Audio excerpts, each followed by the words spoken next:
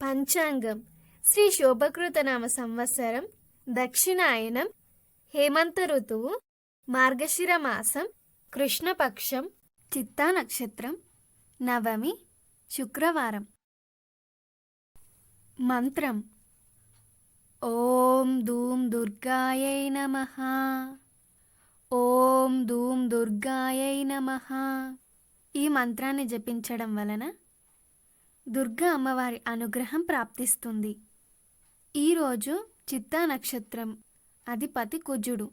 కుజుడు మరియు శుక్రుడు కలయిక వలన పుణ్యం ప్రాప్తిస్తుంది. జన్మ కుండలిలో కుజదోషం మరియు శుక్రదోషం ఉన్న, శుక్రుడు కుజుడు నీచ స్థానంలో ఉన్న, స్త్రీశాపమున్న, సోదరి శాపమున్న, పూర్వీకుల స్త్రీ శాపాలున్న అవన్నీ కాస్త తగ్గుతాయి. పూజా విధానం.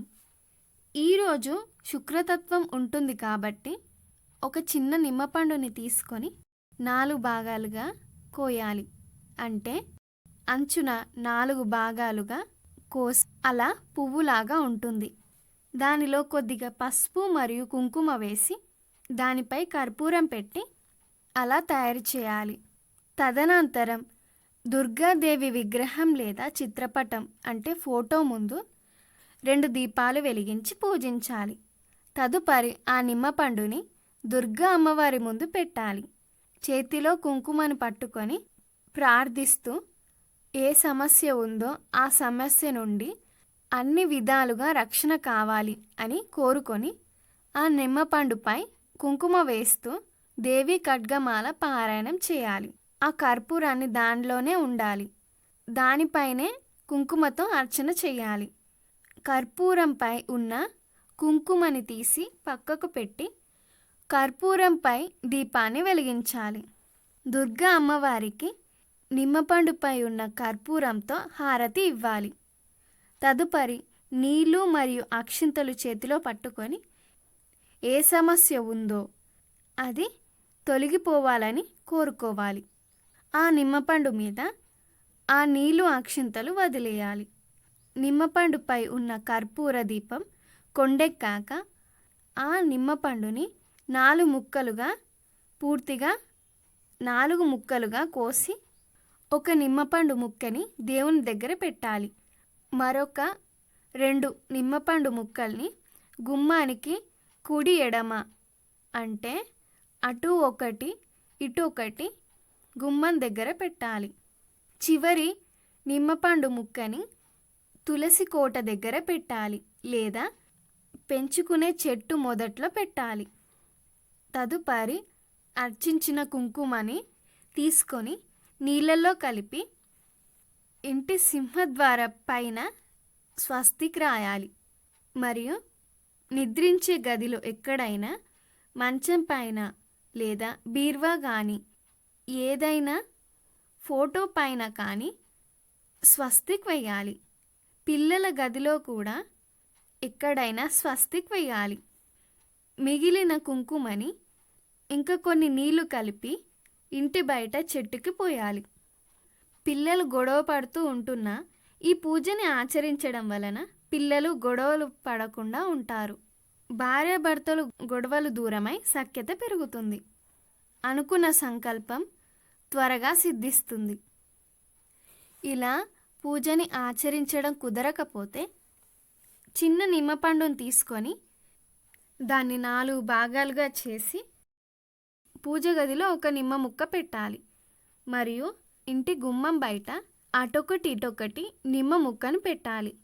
మిగిలిన చివరి ముక్కని తీసుకొని ముందుగా పిడికలు వేసి దానిపై తులసి కొమ్మలు ఎండిపోయినవి ఉంటే వేసి దానిపై కొబ్బరి చిప్పలు వేసి ఆ నిమ్మ ముక్కని మధ్యలో పెట్టి 3 రకాల నూనెలు అంటే నెయ్యి, కొబ్బరి నూనె, విప్ప నూనె లేదా నువ్వుల నూనె వేసి కర్పూరం వేసి వెలిగించాలి.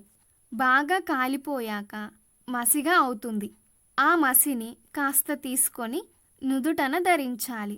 ఇలా చేయడం వలన గొడవలు తగ్గి సఖ్యత పెరుగుతుంది. సంకల్పం సిద్ధిస్తుంది. ఈ పూజని నమ్మకంతో ఆచరించాలి.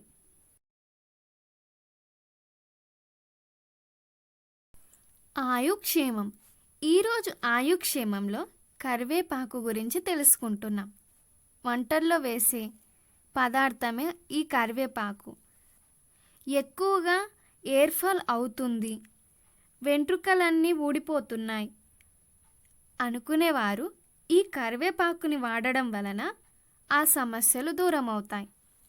కరివేపాకు ఎంత తింటే అంత మంచిది. వాడే పద్ధతి: కరివేపాకు తీసుకొని పేస్ట్గా తయారు చేసి దానిలో 2 టేబుల్ స్పూన్ ఉసిరికాయ రసం వేసి అందులో 1 టీ స్పూన్ నిమ్మరసం వేసి కొంచెం పెరుగు వేసి బాగా కలుపుకోవాలి. ఇలా ఉదయాన్నే తలస్నానం చేసే 1 గంట లేదా 2 గంటల ముందు తలకంతా పెట్టుకోవాలి. తరువాత తలస్నానం చేయాలి. ఇలా వారానికి ఒకసారి చేయడం వలన ఎటువంటి ఎయిర్ ఫాల్ అయినా తగ్గిపోతుంది మరియు వెంట్రుకలు వత్తుగా వస్తాయి. మతిమరుపు ఉంటే, మెమరీ లాస్ ఉండేవారికి కరివేపాకు వాడే విధానం: ఉదయాన్నే 150 మిల్లీలీటర్ నీళ్లు తీసుకొని 1 గాజు గ్లాసులో పోసి అందులో 4 లేదా 5 కరివేపాకు ఆకులు వేసి ఆ నీరు సగభాగం అయ్యేలా మరగపెట్టాలి. ఆ నీటిని ఫిల్టర్ చేసుకొని దానిలో 3 డ్రాప్స్ నిమ్మరసం, కాస్త తేనె కలిపి పడిగడుపునే తాగుతూ ఉండడం వలన మెమరీ లాస్ ఉండదు. బ్రెయిన్ చాలా యాక్టివ్గా పనిచేస్తుంది. శరీరం కూడా యాక్టివ్గా ఉంటుంది. రాత్రిపూట నిద్ర బాగా పడుతుంది. నిద్ర లేచాక కూడా యాక్టివ్గా ఉంటారు. టైర్డ్ అనేది అసలు ఉండదు. అన్నంలో కరివేపాకు వేసి వాడడం లేదా దోశలలో కరివేపాకు వేసి దోశలు వేసుకోవడం ఇలాంటివి. ఇలా ఎలాగైనా కరివేపాకు సేవించాలి. ఇలా చేయడం వలన ఆరోగ్యం కూడా బాగుంటుంది. యోగక్షేమం.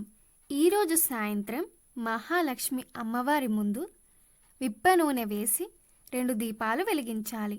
వెలిగించి పూజించాలి. బెల్లంతో కలిపిన గూడాన్నాన్ని నైవేద్యంగా పెట్టాలి. కనకదార స్తోత్రం పారాయణం చేయాలి. రాత్రి నిద్రించడానికి ముందు కొన్ని తెల్ల ఆవాలు తీసుకొని చెంబులో నీళ్లు వేసి దానిలో తెల్ల ఆవాలు వేసి దాన్ని పూజ గదిలో మహాలక్ష్మి అమ్మవారి ముందు పెట్టాలి. మరుసటి రోజు స్నానం చేశాక వెంటనే పూజ గదిలోకి వెళ్ళి ఆ తెల్ల ఆవాలు ఉన్న నీటిని తీసుకొని ఇల్లంతా ప్రోక్షణ చేయాలి. మిగిలిన నీటిని చెట్టుకి పోయాలి. ఇలా చేయడం వలన దారిద్ర్యం దూరమై లక్ష్మీ కటాక్షం ప్రాప్తిస్తుంది.